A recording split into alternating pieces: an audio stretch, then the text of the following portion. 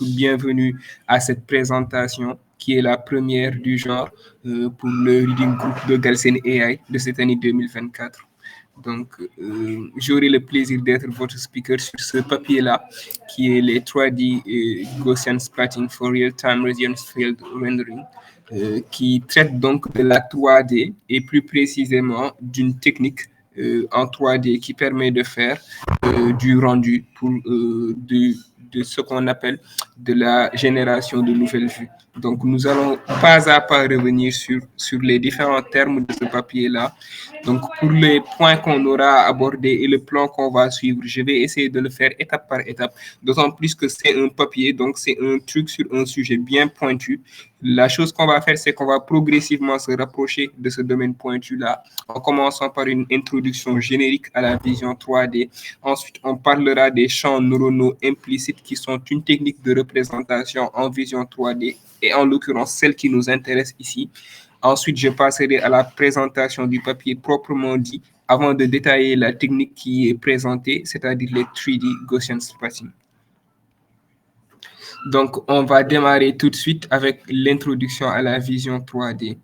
Donc, je démarre avec cette citation-là qui est attribuée à Confucius et qui est quasiment un adage aujourd'hui, une image vaut 1000 mots. Et ça, on le retrouve presque certainement quand on est dans le domaine de l'intelligence artificielle avec le papier du Transformer qui dit qu'une image vaut mieux que 16 fois 16 mots. Donc, si une image vaut mieux que 1000 mots, qu'en est-il de la 3D en fait? On pourrait dire qu'une image 3D vaut mieux que 1000 images quasiment. D'autant plus que une image 3D va contenir énormément plus d'informations qu'une image 2D. Et en fait, vous allez voir que c'est comme ça que marche l'apprentissage automatique. Aujourd'hui, on a des larges modèles de langage. Ils fonctionnent sur de la langue, mais il manque de beaucoup d'informations car la vision contient énormément plus d'informations que la langue. Et c'est pour ça qu'on passe à des multimodales LLM pour pouvoir en fait prendre en charge ces modalités-là qui contiennent beaucoup plus d'informations. Eh bien, c'est la même chose en passant de la vision par ordinateur sur des images à la vision par ordinateur 3D, on permet à la machine de pouvoir connaître et de pouvoir comprendre beaucoup plus d'informations sur le monde visuel qui l'entoure. Et c'est donc tout l'intérêt de ce champ-là qu'on appelle la vision par ordinateur 3D, qui est donc une discipline à la croisée de l'intelligence artificielle et de l'informatique, qui va avoir pour objectif de comprendre et d'interpréter l'environnement tridimensionnel, donc à partir de données visuelles. Donc ça peut être des données visuelles de tout type, mais le but, in fine, c'est d'avoir une compréhension par la machine de cet environnement 3D-là et des différentes propriétés qui y surviennent. Alors, ça a beaucoup d'applications aujourd'hui, la vision par ordinateur 3D. Ça démarre avec la robotique, donc les robots qui sont équipés de capteurs visuels se déplacent dans un environnement 3D et ont besoin de le comprendre en fait. Et souvent, ça va bien au-delà d'une simple analyse d'image ou de vidéo, mais il faut vraiment une compréhension tridimensionnelle que ce domaine-là explore. La réalité augmentée qui est l'un des grands champs d'application de la vision 3D aujourd'hui. Et donc, on a de grandes entreprises qui s'activent là-dedans comme Meta et autres. Et aujourd'hui, on voit même récemment avec le dispositif de Apple qui est sorti il y a quelques jours. Et donc, ça montre tout l'engouement autour de ce domaine-là qui est carrément piloté par la vision 3D. La navigation autonome, donc les voitures autonomes, ainsi que tous les autres appareils, même les avions et autres, qui doivent naviguer en 3D aujourd'hui, peuvent profiter de cette technologie-là qui utilise l'intelligence artificielle pour pouvoir comprendre l'environnement 3D. L'imagerie médicale également, moi j'ai vu récemment d'ailleurs un exemple où des chirurgiens étaient capables d'opérer une personne tout en ayant une vue en 3D en fait de la tumeur qu'ils sont en train d'opérer. Et ça, c'est des techniques d'intelligence artificielle et de vision 3D qui le permettent. Le cinéma aujourd'hui peut bénéficier énormément de cette technologie-là. Les jeux vidéo et beaucoup d'autres domaines, l'animation 3D, énormément de domaines aujourd'hui profitent de la vision 3D et de ces progrès qui se réalisent au jour le jour. Alors, les principales tâches qu'on fait quand on est en vision 3D, on peut les décomposer en deux principales catégories. Donc, le 3D Geometry Analysis, donc, qui est une analyse de la géométrie 3D afin que la machine puisse comprendre la géométrie d'un objet et puisse ensuite faire des tâches de classification, segmentation et suivi dessus. Donc, on va retrouver de la classification d'images 3D qui existe tout comme en 2D. Donc, de la segmentation d'images 3D, ça revient comme par exemple ce que je disais au niveau de la tumeur, il faut savoir segmenter les différents objets en 3D. Le suivi d'objets en 3D également pour pouvoir les suivre comme dans la navigation autonome. Le 3D Pose Estimation qui essaie juste en fait de prendre un humain et d'estimer en fait quelle pose exacte il a pris en 3D et ça par exemple permettre dans le contexte des jeux vidéo de savoir quelle action est-ce que l'homme a réalisé, etc. Donc l'autre partie, c'est le 3D Synthesis. Donc c'est la partie qui va avoir pour but de reconstruire carrément un environnement 3D au niveau de la machine et en fait de créer un rendu de cet environnement 3D là. Et donc ça va se diviser en deux parties à ce qu'on appelle le 3D Reconstruction, donc la reconstruction d'un objet en 3D. Là, on part d'une série d'images et à partir de cette série d'images-là, l'algorithme doit être en mesure de générer un objet 3D complet. L'autre chose, c'est le Novel View Synthesis. Donc là, on part d'une série d'images d'un objet et plutôt que de l'afficher en 3D, en fait, on va avoir implicitement un modèle 3D de notre objet à l'intérieur de notre modèle. Et ensuite, quelle que soit l'orientation qu'on veuille avoir de l'objet, on va pouvoir avoir une image qui nous montre cet objet-là dans cette orientation. Et c'est ce qu'on appelle le Novel View Synthesis, qui est la synthèse d'une nouvelle vue à partir d'images. Et en fait, c'est ce dernier point-là qui nous intéresse le plus, ou ces deux derniers points-là, d'autant plus que notre papier va s'intéresser à comment essayer de trouver de nouvelles techniques pour pouvoir synthétiser un objet 3D et afficher son rendu soit en 2D, soit en 3D. Alors, les représentations 3D, c'est quelque chose qu'il faut très bien voir avec la vision par ordinateur 3D, qui est qu'en fait, c'est très différent de comment ça se passe en vision par ordinateur 2D. Vous allez voir qu'en vision par ordinateur 2D, qu'est-ce qu'on a comme input? C'est toujours une image. Et vous allez voir qu'une image, c'est toujours juste une matrice de points. Donc, ça va être une matrice 256 x 256 ou 1024 x 1024. Et donc, toutes les images sont représentées sous cette même forme matricielle. Ce n'est pas du tout le cas quand on est en 3D. Il existe plusieurs types de représentations différentes, chacune de ces représentations-là avec ses avantages et ses inconvénients. Il y a ce qu'on appelle par exemple les maillages qui vont représenter un objet 3D sous forme de maille. Ça va permettre d'avoir une représentation très compacte de l'objet, mais le problème c'est que ça marche mal avec les réseaux de neurones. Il y a ce qu'on appelle les grilles de voxels avec lesquelles beaucoup de gens seront certainement familiers puisque c'est la représentation quasiment la plus courante en 3D, c'est-à-dire représenter un objet 3D sous forme de points. Ces points-là, 3D, c'est ce qu'on appelle des voxels. Donc, voxel qui est juste l'allégorie 3D de pixels. Donc, une grille de voxels qui est uniformément répartie pour pouvoir représenter un objet 3D. Il y a ce qu'on appelle les nuages de points qui vont être un peu similaires aux grilles de voxels, sauf que les nuages de points, en fait, ce sont des points dont la densité est variable et ça va permettre de représenter les différences de densité qu'il y a au niveau des objets. Il y a ce qu'on appelle également les champs neuronaux implicites. Et en fait, les trois premières représentations sont des représentations explicites, d'autant plus que l'objet est explicitement représenté soit par les voxels ou bien par les nuages de points ou par les maillages.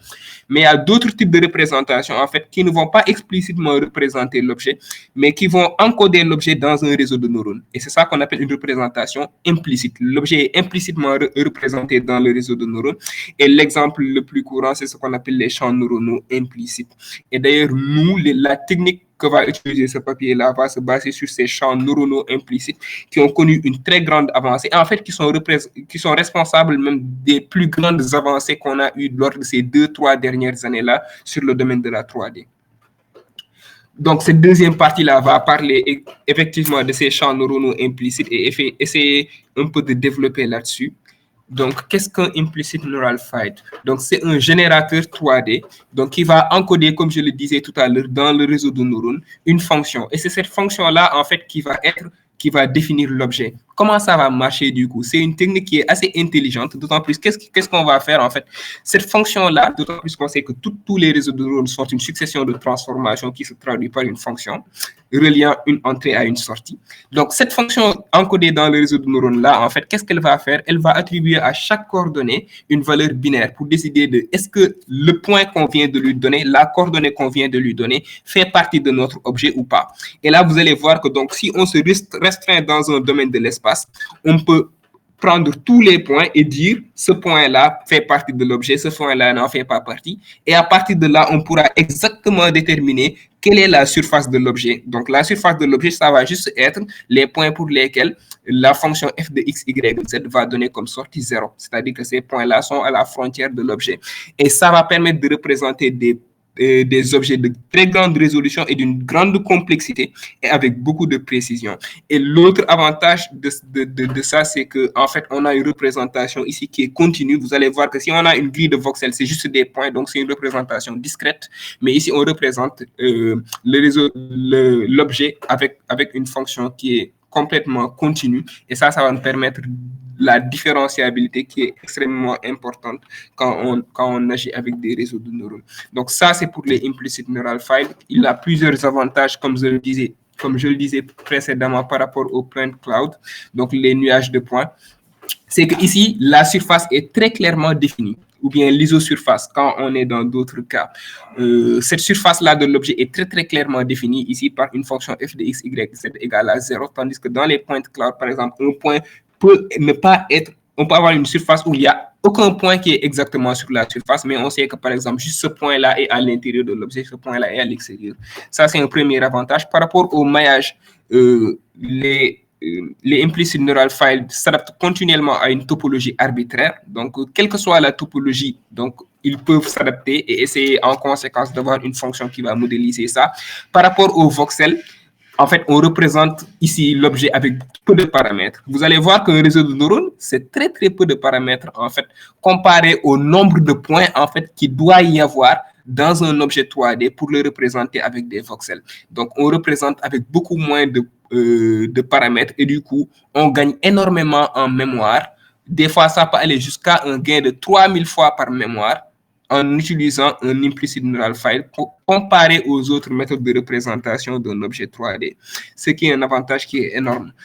Ils sont aussi continus en 3D, je le disais tout à l'heure, ils peuvent représenter des formes complexes et ils sont adaptables à des données ND. Donc, ça peut être utilisé pour des images 2D, pour des formes 3D ou bien pour des radiance files. C'est sur ça qu'on va revenir tout de suite d'ailleurs, après, et même sur d'autres types de données à plusieurs dimensions. Donc, les variantes des implicit neural files, il y en a beaucoup. Les deux principales, c'est ce qu'on appelle les NERF, sur lesquels on va revenir tout de suite, qui était l'approche dominante, en fait, des implicit neural files pour représenter implicitement un objet dans un réseau de neurones. Donc, c'est les NERF, vous allez voir, peut-être beaucoup de gens ont entendu parmi vous parler des NERF sans savoir exactement ce que c'est, d'autant plus qu'il y a eu des papiers à foison durant les 3 dernières années sur les NERF, histoire de les améliorer. Et ces NERF-là étaient un espoir absolument immense, mais ils se sont vus très récemment supplantés par ce papier-là sur les Gaussian splatting, qui devient donc une autre approche des implicit neural files qui est très, très prometteuse. Donc, avant de venir sur les Gaussian splatting, on va parler un peu des NERF. Donc, un NERF qui veut dire Neural Radiance File, ici, va introduire le mot radiance. Donc, radiance. Ce mot-là, en fait, va définir carrément ce que c'est qu'un NERF, puisque ça va être un type particulier de champ implicite. Ça a été introduit en 2020. Donc, vous allez voir que c'est des techniques qui sont assez récentes et qui va prendre en entrée, en fait, des données 5D. Ces données 5D, c'est juste la position de l'objet et la direction par laquelle on va regarder l'objet. En fait, ce NERF-là va ensuite utiliser ce qu'on appelle une perte de rendu pour pouvoir générer des apparences 4D, c'est-à-dire pour pouvoir générer en fait une image de l'objet sous une vue bien déterminée. Donc, quand on utilise un NERF pour représenter un objet 3D, en fait, on encode implicitement l'objet dans le NERF, dans le réseau de neurones, et ensuite, à partir de là, on peut voir l'objet sous n'importe quel angle. Et c'est ça qui donne la direction dont on parlait exactement tout de suite. Et vous allez voir que donc, ce qu'on appelle radiance ici, c'est juste le fait de regarder un point ou bien de regarder un objet via une direction très déterminée et de mesurer également sa luminosité, c'est-à-dire sa luminance et sa densité. Donc, quand on fait ça, c'est comme si on lançait un rayon de radiance sur ce point bien déterminé-là. Et c'est pour ça qu'on parle de radiance sur ces réseaux de neurones-là, qu'on appelle les nerfs. Donc, ça, c'est la procédure sous format schématique. Donc, on part à chaque fois, comme je le disais tout à l'heure, d'un point. Et pour chaque point, on va déterminer où est-ce que se trouve ce point-là. Ensuite, on va faire ce qu'on appelle du rendu volumétrique pour pouvoir passer de la représentation sous format 3D vers une représentation d'image. L'image qui va être l'image qu'on veut sous l'angle qu'on a choisi, bien évidemment. Alors, ce nerf-là, bien qu'il fût très prometteur, le nerf original de 2020, là, il avait beaucoup de limites. C'est celle-là que j'ai répertoriée ici. Par exemple, la première limite, c'est que le nerf original ne traitait pas des scènes dynamiques. C'est-à-dire que tu as un objet 3D, c'est juste l'objet 3D qu'il peut te prendre. Mais il ne peut pas te prendre une scène où les objets bougent et prendre ça comme si c'était une vidéo, par exemple. Donc, il n'était applicable qu'à des scènes rigides, le nerf original. Et c'est par la suite, en fait, qu'on a essayé de l'améliorer, par exemple, avec le D-nerf, pour pouvoir avoir un nerf qui gère des scènes dynamiques. La généralisation était aussi un problème, d'autant plus que le nerf original ne pouvait être utilisé que pour une seule scène. Oui, excusez-moi. Donc, le nerf original ne pouvait être utilisé que pour une seule scène. Et du coup, en fait, tu utilises un nerf qui est difficile à entraîner. Et après, il ne peut marcher que sur cette scène-là, en fait, ou bien sur cet objet-là. Tu veux aller représenter un autre objet, tu dois recommencer à partir de zéro.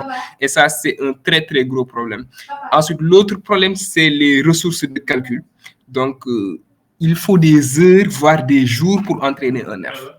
Donc, on a gagné en ressources mémoire avec les nerfs en encodant l'objet dans un réseau de neurones, mais on perd en contrepartie avec énormément de ressources de calcul. Donc, il vous faudra, si vous avez un petit GPU là, il vous faudra peut-être des jours pour représenter une scène 3D complète dans un nerf. Et ça, c'est une limitation qui est assez essentielle à souligner. L'inférence est aussi assez lente, d'autant plus que c'est chaque pixel qu'on doit calculer si elle fait partie de l'image ou pas, et ça prend aussi un peu de temps. Bien sûr, comme je dis, beaucoup de papiers par la suite sont revenus pour essayer d'adresser ces différentes limitations-là du nerf, et beaucoup d'entre elles ont été réglées. Mais l'une des limitations qui demeure réellement, c'est que ça demande beaucoup de ressources de calcul pour pouvoir entraîner avec des nerfs. Et notre papier d'aujourd'hui, en fait, il essaie d'adresser cette partie-là. Donc, pour résumer, on a plusieurs types de représentations 3D qui existent. Parmi ces représentations 3D, il y en a une qui a vraiment été au devant de la scène ces dernières années-ci, c'est les implicit neural fields, dont les nerfs et dont la technique qu'on a aujourd'hui qui s'appelle les Gaussian splatting. En fait, les Gaussian splatting, ils vont exploiter à la fois ces techniques-là de représentation implicite et quelque part même, ils vont aussi exploiter les techniques de représentation explicite précédentes qu'on avait présentées. Donc, c'est un peu un compromis entre toutes ces représentations-là, mais qui permet en fait d'adresser une limitation majeure et d'être un nouveau paradigme qui est extrêmement prometteur. Donc, sur ce, on passe à la présentation du papier proprement dit, d'autant plus que ça nous a permis de passer du général vers exactement ce qui nous intéresse dans ce papier-là. Donc, ce papier s'appelle 3D Gaussian Splatting for Real-Time Regions File Rendering. Il a été coécrit par 4 auteurs, dont 3 de l'INRIA, donc c'est l'Institut français d'informatique appliquée. Et ça montre en fait que quelque part les Français sont en train de venir. Pour une fois, ils ont réalisé un travail de très grande même envergure avec un autre auteur, Thomas, avec un nom compliqué là, ça je vais pas essayer de lire, de l'Institut Max Planck for Informatique. Donc ça, ce sont les auteurs. Vous voyez directement au début du papier, ils vous montrent un ensemble d'images en fait. Cet ensemble d'images en fait est c'est une image de scène d'un parc où il y a un vélo qui est adossé à une chaise, en fait. Et ce qui se passe, en fait, c'est qu'il vous montre la différence entre leur modèle, qui est le Hours, là, les 2 Hours, et les précédents modèles qui existaient, dont le MIPNERF, qui est une variante du NERF, en fait. Et on voit très vite la différence, en fait, déjà en termes de qualité visuelle de ce que les 3D Gaussian splatting arrivent à faire. Et malgré qu'ils aient une qualité visuelle supérieure, en fait, ils sont beaucoup plus rapides à entraîner et beaucoup plus efficients. Et c'est ces techniques qui ont permis d'aboutir à ça, en fait, qu'ils présentent dans le papier. Donc, la problématique globale de ce papier-là, c'est qu'il y a un Graal que les chercheurs essaient d'avoir en Novel View Synthesis. Donc, pour essayer de prendre une vue d'un objet 3D, c'est qu'il leur faut des images de qualité, donc de très haute résolution, pour pouvoir représenter des scènes de grande résolution. Il leur faut pouvoir produire ces images-là avec un temps d'entraînement réduit et en même temps avec un rendu en temps réel. Le rendu, c'est juste le processus qui va te permettre de passer de l'objet 3D vers l'image 2D suivant la direction dont tu as besoin. Et donc, avoir ces trois-là en même temps, jusqu'ici, c'était quasiment illusoire. On avait beaucoup de mal à pouvoir avoir ces trois-là. On faisait souvent des compromis et même avec le NERF, c'était toujours des compromis. Et là, avec ce papier-là, on arrive à avoir les trois de façon assez satisfaisante. Et ça, c'est une première. Donc, la solution qu'ils proposent dans leur abstract, là, ils ont essayé de le résumer en disant qu'ils avaient trois principaux éléments qui les avaient permis d'acquérir, en fait, cette solution à l'état de l'art en termes de qualité visuelle, tout en ayant, ou bien tout en maintenant une qualité, des temps d'entraînement compétitifs. Et ça leur permet de le faire pour faire du Novel View Synthesis à une résolution de 1080 pixels. Et ça, en fait, c'est complètement inédit. Et ensuite, ils détaillent en fait les différentes choses qui leur ont permis d'y arriver.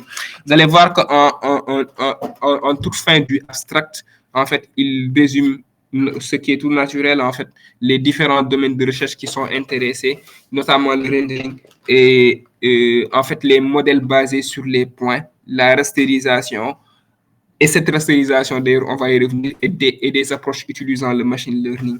Donc ça, c'est juste pour vous donner un aperçu de ce qu'il y a dans le papier, mais pour l'écrire sous format beaucoup plus human readable, le papier, il introduit trois principales contributions. La première, c'est les 3D Gaussian, c'est-à-dire une très haute qualité, en fait, qui va être permise par cette variante non structurée des Radiance Files. Les Radiance Files qui étaient le précédent modèle avec les NERF, en fait, ils vont introduire, eux, une nouvelle façon de représenter, en fait, les points à l'intérieur du modèle 3D. Et c'est ça qu'ils ont appelé les 3D Gaussians. Ils vont introduire des méthodes d'optimisation, en fait, pour pouvoir apprendre beaucoup plus rapidement et de façon beaucoup plus efficace. Et l'une de ces méthodes d'optimisation, c'est ce qu'ils appellent le Adaptive Density Control. L'autre contribution essentielle, c'est le differentiable rasterization. Je parlais du rasterization tout à l'heure, qui est un aspect extrêmement important ici. C'est ce qui va permettre en fait de faire un rendu très très rapide et anisotropique. Anisotropique qui signifie juste qu'en fait les propriétés de l'objet changent suivant la direction par laquelle on regarde, et donc qui va permettre une très rapide propagation arrière dans les réseaux de neurones pour pouvoir avoir une très grande qualité de vue 3D qui va être générée. Donc, on passe au dernier point, donc, qui va être détaillé carrément, en fait, de façon technique, comment ça marche ces Gaussian splatting. Donc, d'abord, qu'est-ce qu'un 3D Gaussian? Si on dit un 3D Gaussian, c'est une primitive, c'est-à-dire c'est une représentation qui n'est pas la représentation finale. Car il faut voir que ici, ce qu'on essaie de faire, c'est de représenter implicitement l'objet 3D dans un réseau de neurones. Et après, on pourra visualiser l'image sur n'importe quel angle. Mais en sortie, on aura bien une image 2D. Du coup, en fait, le 3D Gaussian, c'est une représentation intermédiaire, c'est ce qu'on appelle une primitive. Et ça va être une représentation intermédiaire qui va être volumétrique et différenciable. Donc, différenciable, c'est ce qui va lui permettre de pouvoir être entraîné dans les réseaux de neurones. En plus, comme on le sait, l'algorithme de propagation utilise des gradients qui nécessitent que la fonction de perte soit différenciable. Donc, ensuite, elle va être définie, donc, ce 3D Gaussian comme une matrice de covariance 3D dans un espace centré en un point. Ce point-là, c'est la moyenne. En fait, donc, vous allez voir qu'un 3D Gaussian, si je voulais vous le représenter, ça va être une ellipse 3D, en fait, qui a un point au centre. Donc, cette ellipse 3D-là, elle peut être étirée de différentes façons, elle peut avoir différentes propriétés. Et donc, c'est cette ellipse 3D qui va représenter notre unité de base ici de représentation de l'objet 3D qu'on appelle un 3D Gaussian. Il a quatre principales caractéristiques: la position du centre, donc le X, Y, Z, la covariance qui va déterminer comment l'ellipse est étirée, la couleur qui va déterminer la couleur du 3D Gaussian, et la transparence, en fait, qui va représenter la compacité de ce 3D Gaussian, qui est noté par alpha. Et vous allez voir qu'en fait, dans la pratique, pour représenter une scène 3D haute résolution, on peut avoir des millions de fluides gaussiens pour constituer l'image finale. Et vous allez voir que donc un fluide gaussien, ça va être quelque chose d'extrêmement petit, mais plutôt que d'utiliser des points comme dans les représentations explicites là, on va plutôt utiliser une sorte d'ellipse. Et c'est cette ellipse-là, en fait, qu'on va... c'est ces différentes ellipses, en fait, qu'on va optimiser pour qu'elles puissent s'adapter et former la forme finale en sortie. Et du coup, en fait, c'est ce qui constitue la principale différence par rapport au NERF, qui, lui, utilisait des points pour pouvoir représenter l'objet 3D. Quand on regarde dans une direction, c'est ce qu'on appelle le rayon. Donc, quand on regarde dans une direction, on voit une succession de points. Ici, avec le Gaussian splatting, vous voyez que quand on regarde dans une direction, on voit une succession d'ellipses. Et ça va permettre de représenter des choses beaucoup plus complexes, en fait. Et c'est ça toute la subtilité, en fait, de cette idée-là qu'ils ont émise. La formation, en fait, ça, c'est l'image la plus importante du papier, quasiment, que j'en ai extraite et que j'ai mise ici. Et donc, je vais essayer de juste un peu prendre mon temps pour expliquer carrément comment fonctionne le processus qui permet de passer de la scène 3D que vous avez au début à l'image finale qui est votre image suivant la direction dans laquelle vous regardez, en fait. Et du coup, comment ça va se passer pour représenter cette scène 3D, la mettre dans un réseau de neurones via des Gaussian splatting et pouvoir la voir dans une direction bien déterminée. La première chose qu'on fait, c'est de créer, via une technique qu'on appelle le SFM, des points, c'est-à-dire des nuages de points. Donc, on commence avec une représentation en nuages de points. Comment ça se fait? Vous avez différentes caméras qui vont enregistrer la scène. Quand elles vont enregistrer la scène, en fait, elles vont traduire la scène en des nuages de points 3D. Ça, on sait faire depuis bien longtemps. Après, ces points 3D-là vont représenter les centres de nos fluides gaussiens. Donc, je parlais tout à l'heure qu'un fluide gaussien, il a un centre.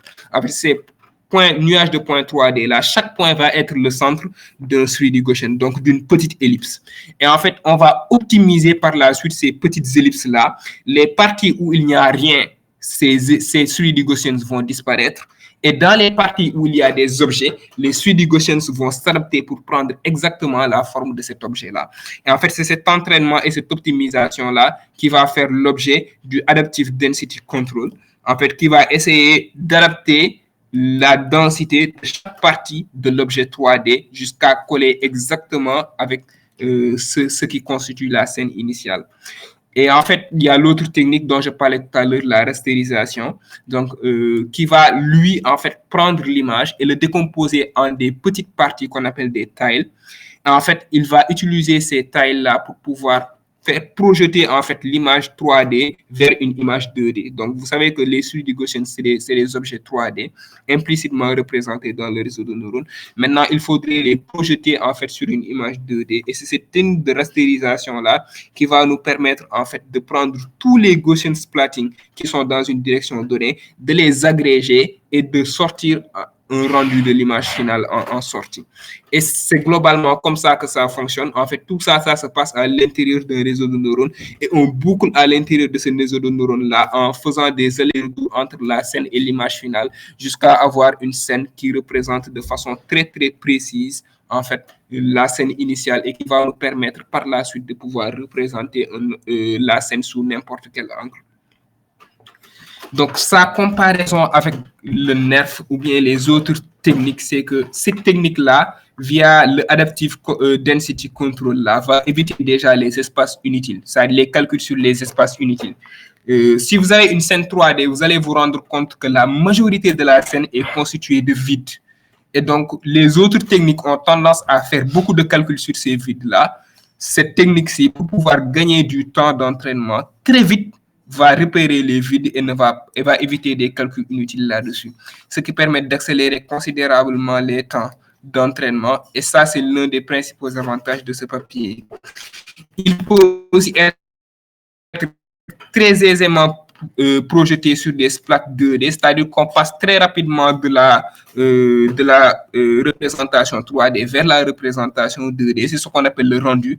Et en fait, c'est là qu'intervient la rasterisation qui va très, très rapidement projeter en fait l'objet 3D vers l'image 2D qu'on veut avoir en sortie. Également, ça permet une fusion alpha blending rapide lors du rendu. C'est juste aussi lors de ce processus-là vers lequel on va vers l'image 2D de sortie. L'un des inconvénients peut-être qu'on pourrait citer des Gaussian splatting, c'est qu'il nécessite beaucoup plus quand même de mémoire que les nerfs. Mais même s'il nécessite beaucoup plus de mémoire que les nerfs, il nécessite beaucoup moins de mémoire que les techniques initiales dont je parlais là et qui utilisent une représentation explicite. Je vous disais tout à l'heure que les nerfs, ça peut aller jusqu'à 3000 fois moins d'espace mémoire que les autres techniques. Donc le fait que le Gaussian splatting nécessite juste un peu plus de mémoire que les nerfs, ce n'est pas une grosse limitation. Mais c'est peut-être l'inconvénient qu'on pourrait citer ici. En perspective, en fait, pourquoi ce papier est véritablement révolutionnaire au-delà de tout ce qu'il apporte en termes de réduction des temps d'inférence, c'est que d'autres études ont déjà prouvé en fait qu'on pouvait utiliser les Gaussian splatting pour pouvoir représenter des scènes dynamiques. Donc ça aura des applications qui seront très très significatives, par exemple dans des domaines comme la robotique. Donc vous allez imaginer que vous avez une scène 3D en fait, et que le robot doit se déplacer dans cette scène 3D-là, s'il doit représenter ça sous format 3D avec une lourde mémoire, c'est compliqué de mettre une très lourde mémoire sur un robot.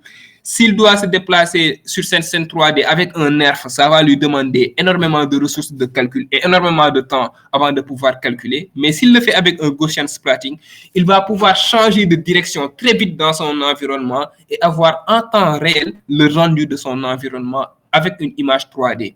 Et pourquoi partir vers la 3D? Évidemment, on l'avait dit au début, si on fait de la robotique en se guidant avec de la 3D, le robot a beaucoup plus d'informations et de ce fait-là, il pourra se guider beaucoup mieux. L'Embodied AI, qui est un autre domaine émergent où on entraîne des modèles d'IA dans des environnements simulés. Donc, pourrait aussi énormément profiter de cette technologie-là de représentation 3D qui est à la fois dense et efficiente. Donc, les suites Gaussian aussi s'annoncent de façon générale comme un successeur des nerfs. Et le champ d'application qu'il devrait ouvrir semble vraiment très large. Donc, je pense que c'était globalement tout pour cette présentation-là. Merci de l'avoir suivi. Si vous avez des questions et contributions, bien sûr, je suis à votre disposition. Et les slides aussi seront mis à votre disposition avec les différents liens nécessaires. Donc, je pense que c'était globalement tout. Merci. Mansour, tu peux reprendre. Ok, super. Merci Aymero pour cette magnifique présentation. Je pense qu'il a été assez clair du début à la fin. Si vous avez des questions, veuillez les poser sur le chat ou bien même vous pouvez activer vos micros pour parler directement avec Aymero. Je pense que ce sera plus rapide. Ok.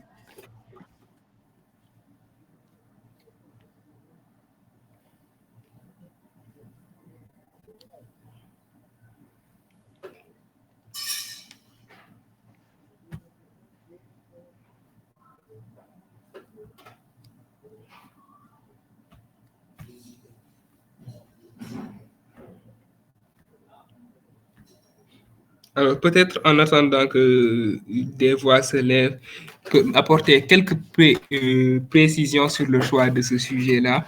En fait, il faut voir que nous, actuellement en Afrique, on est beaucoup plus orienté vers le NLP, les LLM, tout ça, dans la recherche en IA. Et il faut voir qu'en fait, la vision par ordinateur est un domaine qui accumule beaucoup d'intérêt à l'extérieur, en fait, et que nous sommes très en retard, et très particulièrement sur ce domaine de la 3D-là. Alors qu'en fait, ça, c'est quelque part l'avenir de la vision par ordinateur. Et c'est en fait tout l'intérêt d'évoquer ce genre de sujet-là dans des sessions de reading group, afin que les gens puissent beaucoup plus s'intéresser à des domaines qui sont très en vue à l'extérieur, mais moins en vue ici dans nos pays. Et donc, je vous exhorte principalement à vous intéresser au domaine de la 3D, qui est très, très passionnant. Moi, ce n'est pas mon domaine, hein, par exemple. Par exemple, moi, je travaille actuellement beaucoup plus sur des deepfakes audio. Et donc, malgré tout, je m'intéresse carrément à ce domaine-là. D'autant plus que je vois des recoupements très fréquents avec ce que je fais, surtout lorsque je vais dans la partie computer vision. Donc ça, c'était une précision peut-être que je voulais apporter là-dessus.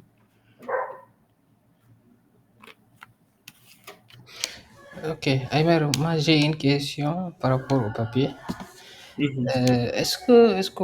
On pourrait avoir un peu une idée du modèle qui a été utilisé, de l'architecture qui a été utilisée pour concevoir ce modèle-là? Et aussi, est-ce qu'on pourrait avoir des détails techniques sur la conception du modèle, comme la fonction de l'os et ce genre de choses?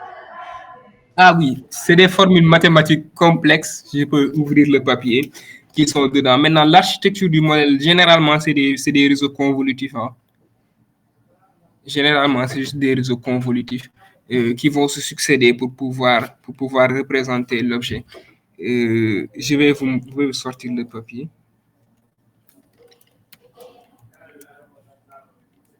J'ai pas voulu en fait vous embrouiller avec toutes les formulations mathématiques qu'il y a dans le papier. C'est pour ça que je les ai pas mis Ah, oui, c'est dans, clair. dans la présentation. C'est C'est compréhensible parce que déjà, compréhensible. voilà, le sujet, beaucoup de gens ne sont pas à l'aise avec la 3D.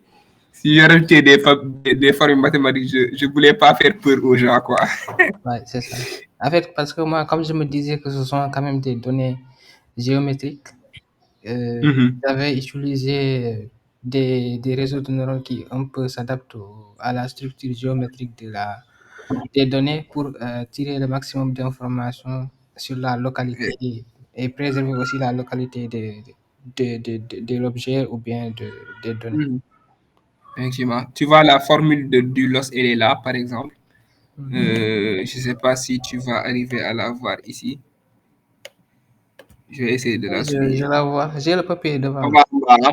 Exactement. C'est cette formule-là à la page 5. Donc, tu as la formule qui est une différence de similarité, en fait, entre l'image de rendu qu'on a en sortie de notre réseau de neurones et l'image de rendu réel que ça aurait dû donner. Donc, ça va juste être une matrice de similarité qu'il va calculer entre ces deux images-là. Ça va donner la fonction de perte. Et en fait, il va ensuite faire la rétropropagation en utilisant la fonction de rastérisation différentielle dont j'avais parlé tout à l'heure. Maintenant, peut-être la fonction de rastérisation différentielle, si vous avez besoin de sa formule, peut-être ils l'ont aussi ici. Donc, pour chaque partie, hein, pour les différentes parties que j'ai évoquées, pour chaque partie, si vous venez dans le papier, vous allez pouvoir voir là-bas exactement quelle formule est utilisée pour le faire. Peut-être après, si ça vous intéresse, vous pouvez lire carrément le papier, quoi. Je ne sais Non, pas si c'est vraiment c'est assez clair, c'est assez clair. Il y a une question dans le chat qui dit qu'en termes de ressources, y a-t-il un minimum défini pour utiliser le Gaussian splitting? Par exemple, dans un modèle probabilistique. C'est sur le chat, tu peux lire en même temps. D'accord, je vais essayer de lire. Ça a l'air, c'est pas encore très clair. Dit, en termes de ressources, y a-t-il un minimum défini pour utiliser les Gaussian splitting? Donc, par exemple, dans un modèle probabilistique. Qu'est-ce qu'il appelle un modèle probabilistique? C'est ça que j'ai pas compris, quoi. Bon, ce qui est sûr, c'est qu'il faut beaucoup de ressources de calcul pour pouvoir faire du Gaussian splatting, même si ça en utilise beaucoup moins quand même que les modèles, que les nerfs. Après, exactement combien de ressources il faut, je sais pas. Maintenant, le modèle probabilistique qu'il a évoqué, c'est ça que je comprends pas. Donc, Nabou, si tu as ton micro qui est allumé, tu peux juste me préciser ça ou tu réécris dans le chat. Peut-être c'est le Gaussian qui lui fait penser un modèle probabilistique. Ah, ok. En fait, le Gaussian, c'est juste pour pouvoir.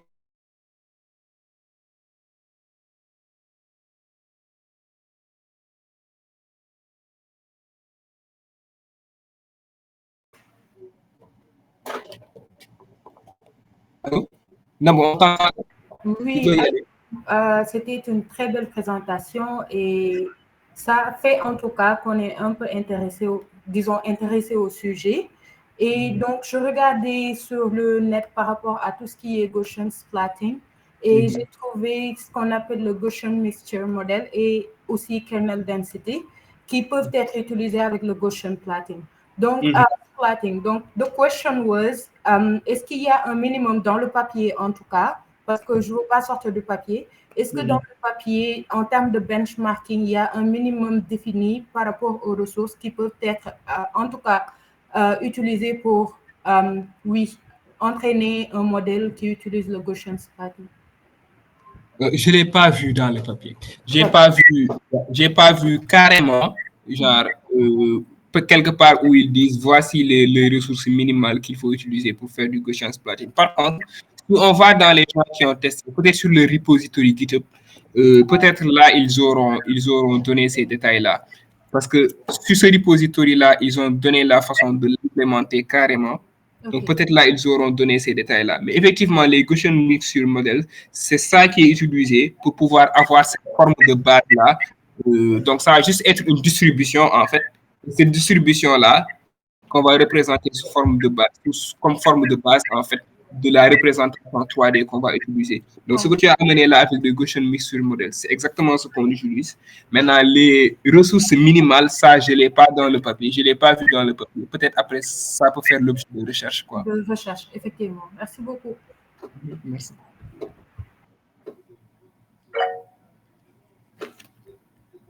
Oui, allez-y pour ceux qui veulent parler.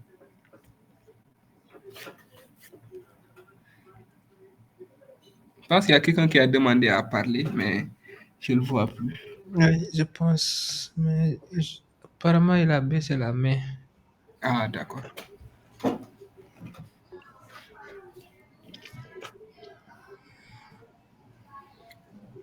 Bon, globalement, pour moi... Aymero, donc, oui. on peut connaître vraiment l'impact de ce papier-là, c'est-à-dire que est-ce qu'il a eu à influencer sur la recherche dans ce domaine-là? Est-ce qu'on peut connaître réellement l'impact que le papier a eu? Premièrement, le papier il a été publié en août 2023, c'est-à-dire il y a à peu près 5 mois. 5 mois. Ouais. Et c'est l'un des papiers les plus cités de 2023. Okay. Et allô, il y a quelqu'un qui parle, voilà. Oui, voilà, c'était moi qui avais levé la main tout à l'heure avec mon micro. Oui, oui donc tu peux y aller, après je reviens sur la question de Mansour. D'accord. Non, allez-y, terminez d'abord. D'accord. Donc, ce que je disais, en fait, c'est que ce papier-là, la première chose qui prouve son impact, c'est son nombre de citations, évidemment. Dans le monde de la recherche, c'est ce qui compte en priorité. Ce papier-là, dès sa sortie, en fait, de la même façon qu'il y a un buzz lorsque ChatGPT sort, en fait, c'est de la même façon qu'il y a eu un buzz dans le monde de la 3D lorsque ce papier est sorti. Et donc, tout le monde n'avait qu'une seule question à la lèvre. Est-ce que ceci est une énième variante des nerfs ou est-ce que c'est une révolution concrète qui va carrément changer le paysage de la vision 3D? Eh bien, la majeure partie des gens vont vous répondre que c'est une révolution qui est concrète et qui va changer énormément de choses au niveau de la vision 3D.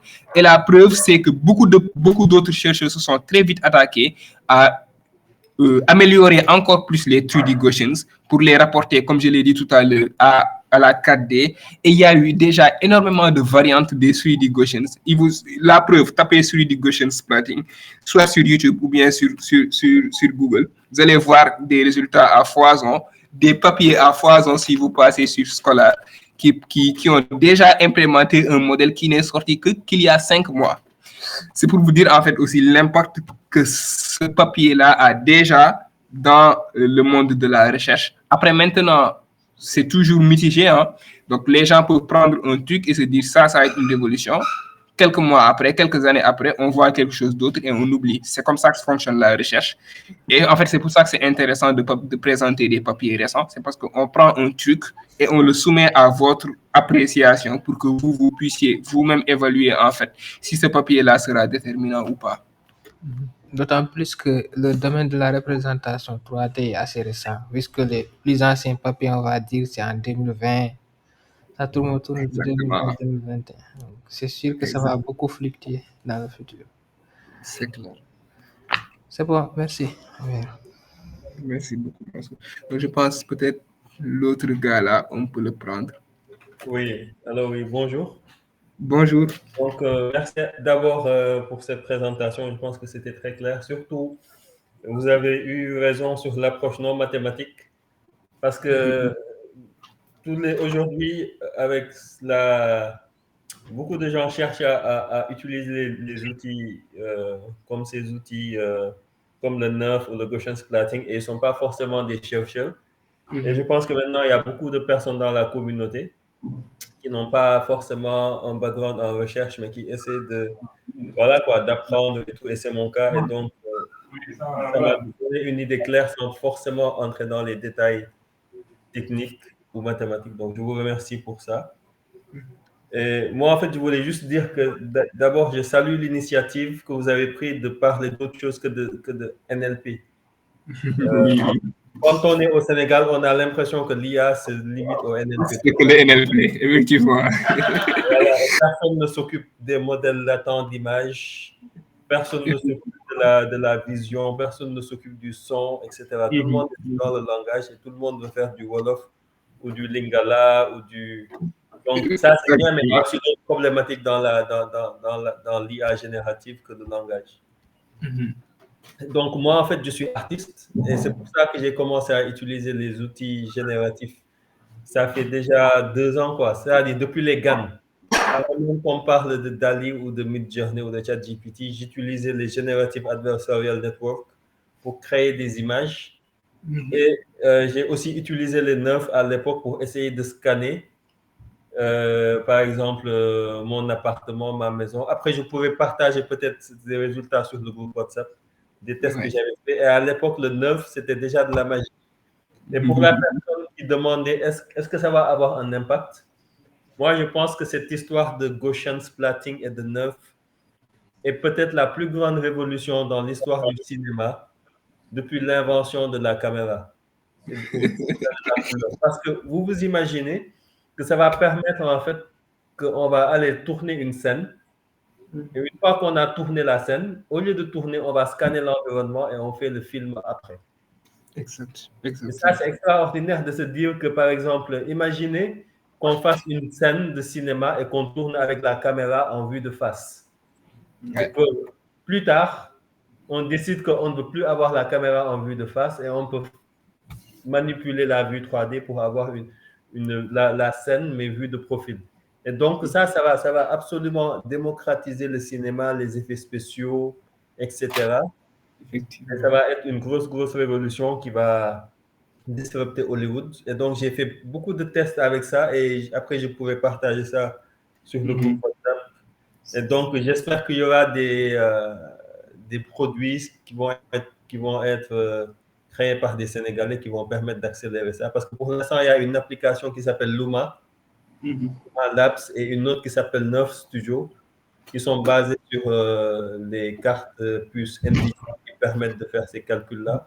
Et avec un smartphone, on peut faire un court-métrage en 3D. Pour scanner un objet ou même scanner sa chambre pour faire une visite virtuelle sans avoir à modéliser ça en 3D avec une 3D. Effectivement. Formidable. J'ai adoré cette intervention. C'est comment le nom déjà? Oui, moi c'est Dembel Sow, Dembel. Ah, Dembel, oui, Dembel, nous, on te connaît bien, il fallait te présenter depuis le début. Merci beaucoup, Dembel. C'est toi l'expert, je crois, même, d'ailleurs, ici. Non, ça là, c'était vous savez, en fait, je suis allé au truc. J'étais allé à une émission là sur TFM parce que j'étais passionné de tout ça. Et la fille, au début, elle me dit, vous savez, ici, ce sont les journalistes qui aiment appeler les gens experts.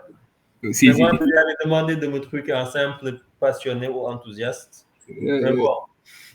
Donc, les experts, c'est vous. Les experts, je pense qu'un véritable expert, c'est celui qui est capable de fabriquer un algorithme. Oui, mais nous, des utilisateurs avancés, quoi, disons.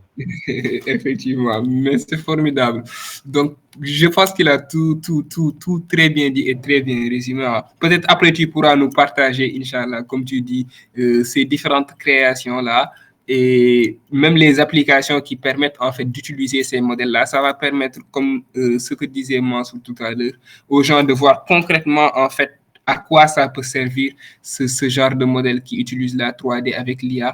Et en fait, l'impact que ça va avoir, il l'a très bien résumé peut-être quelqu'un qui n'est pas dans le domaine aura du mal à apprécier l'impact de ce genre de papier-là, mais quelqu'un qui est dans le domaine saura que vraiment, c'est des trucs qui peuvent avoir des impacts à très large portée dans le cinéma, comme Dembel l'a souligné, et même dans la réalité virtuelle. Imaginez, par exemple, ce dont on dit aujourd'hui, être capable d'aller dans un magasin de façon virtuelle, d'explorer le magasin, de choisir l'article que vous voulez, etc. Mais aujourd'hui, avec ce genre de technique-là, ça devient hyper facile. Vous scannez votre magasin, vous le mettez en ligne, et avec les Gaussian splatting, la personne pourra visiter le magasin, changer de direction, prendre une chaussure, par exemple, la lever, la tourner dans tous les sens, etc. Voir en fait sa densité. Genre, la chaussure va réagir comme si c'était une chaussure réelle, parce que en fait, ces aspects de densité ou autres là vont être compris dans ces modèles-là, etc. Et ça, ce n'est qu'une application bien spécifique dans la réalité virtuelle, dans l'e-commerce. Si vous regardez après de façon générale dans tous les autres domaines, c'est des impacts qui peuvent être absolument énormes. Et donc, c'est pour dire en fait un peu l'impact que ce genre de choses peuvent avoir et l'utilité de s'y intéresser du NLP, quoi. Bon, bref, c'est tout ce que je voulais dire. Qui a allumé son micro sans faire exprès.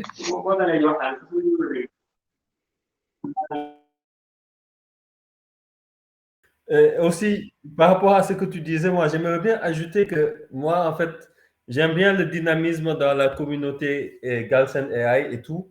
C'est très bien. Mais moi, en fait, ce que j'ai remarqué peut-être en étant sur Twitter dans les communautés un peu occidentales, c'est que la différence entre la vitesse à laquelle les papiers sont transformés en produits est très rapide. Moi, je ne sais pas comment ils font. Par exemple, le papier sur le Gaussian splatting, il est sorti en août, comme tu dis. Et 2 jours après, il y avait déjà des produits où tu pouvais tester le produit, c'est-à-dire un truc où un utilisateur lambda pouvait prendre son téléphone. Les gens n'ont pas dormi les jours qui suivent. Ils n'ont pas dormi. Alors qu'ici, bon, ça peut prendre des années avant qu'on voit quelqu'un qui prend un papier et le transforme en produit. Alors que là-bas, c'est des heures.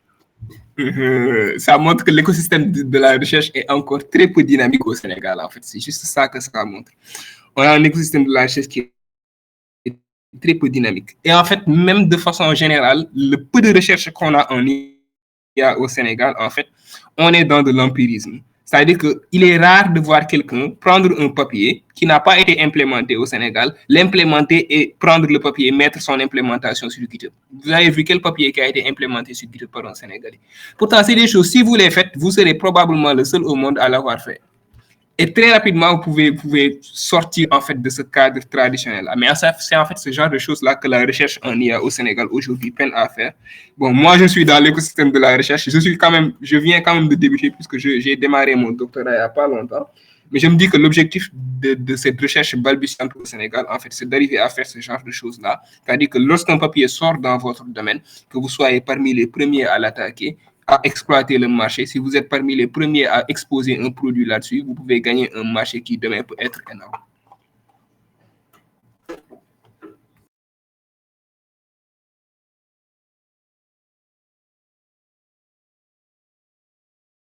En tout cas, c'est clair. En tout cas, j'espère que ce genre de choses-là, ça va se multiplier et qu'on aura plein d'interactions entre... Parce que vous savez, en fait, peut-être aussi c'est le cas ici, les chercheurs sont les entrepreneurs, alors que moi, le constat que j'ai fait dans les autres écosystèmes, les entrepreneurs, c'est-à-dire les personnes qui créent les produits et qui font les levées de fonds, ne sont même pas des chercheurs ou des ingénieurs. Par exemple, Sam Altman, bon, ce n'est pas vraiment un mathématicien ni un scientifique, il comprend la technologie.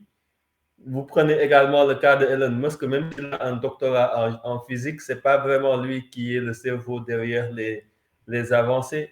Mais peut-être aussi qu'il faudrait des non-scientifiques qui s'intéressent à ces papiers-là et qui viennent peut-être vous demander est-ce que ce papier a l'air intéressant? Peut-être qu'on peut fabriquer un produit avec une interface utilisateur pour pouvoir commercialiser ça. Parce qu'à la fin de la journée, si vous ne gagnez pas d'argent, vous ne pouvez pas acheter des GPU, vous allez juste compter sur les subventions et l'université. Alors qu'eux, ils ont dépassé ça, ils ont les moyens d'acheter leur propre wind farm. Ouais. Exactement, je suis tout à fait d'accord. Bon, c'est des limitations, en fait, qui, comme tu le dis, vont montrer, en fait, les choses sur lesquelles on doit encore s'améliorer. Peut-être dans les années à venir, on aura nous aussi nos Sam Altman, on ne sait jamais.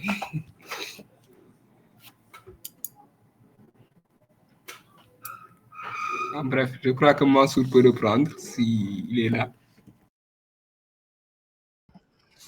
Non, je suis là. Je suis en train d'écouter sagement l'essence qui est intéressant. Si, c'est un sujet qui est très, très intéressant. Bon, j'espère en tout cas, peut-être la prochaine fois qu'on aura un sujet sur la vision par ordinateur, ça trouvera qu'on est beaucoup plus de gens qui sont dedans, quoi.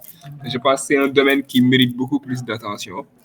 Et même à Galsen AI déjà, pour démarrer, quoi. Oui, et moi, je pense que j'en parlais avec un membre Mais de je la... pense sinon, s'il n'y a plus d'autres questions. Oui, en fait, je disais juste que j'en parlais avec un membre de la communauté et je lui disais en fait qu'aujourd'hui, l'image et la vision sont beaucoup moins difficiles à développer sur le point de vue produit que le langage. Parce que le langage, les données sont très difficiles. Par exemple, aujourd'hui, avoir un dataset en Wolof, c'est très compliqué. Mais par exemple, proposer de fine-tuner un modèle IA ou de vision pour qu'il puisse générer, par exemple, la ville de Dakar ou bien un car rapide, c'est beaucoup plus facile parce qu'on a beaucoup de données. Il y a des milliards de photos de car rapide ou de Dakar sur Internet et ça demande beaucoup moins de GPU parce que le traitement est moins complexe et ça ne demande pas de raisonnement. Mais ici, les gens ne s'intéressent pas beaucoup à tout ce qui est visuel, ils s'intéressent au NLP, et je suis très content que tu sois en train de pousser sur la vision par ordinateur qui va régler beaucoup de problèmes dans le divertissement, etc. Les jeux vidéo, tout ça. Et aujourd'hui, l'Afrique a besoin de produire des jeux vidéo, ça peut rapporter beaucoup, beaucoup d'argent.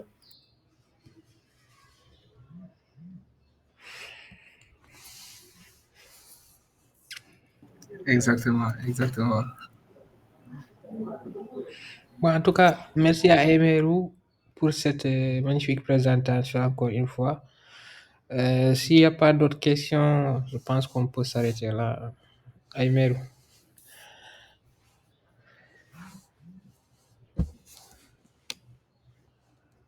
Oui, je pense aussi. Merci beaucoup de m'avoir accueilli pour cette séance. C'était un grand plaisir.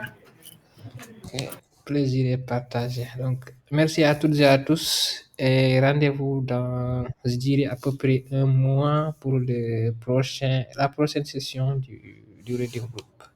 Merci à toutes et à tous.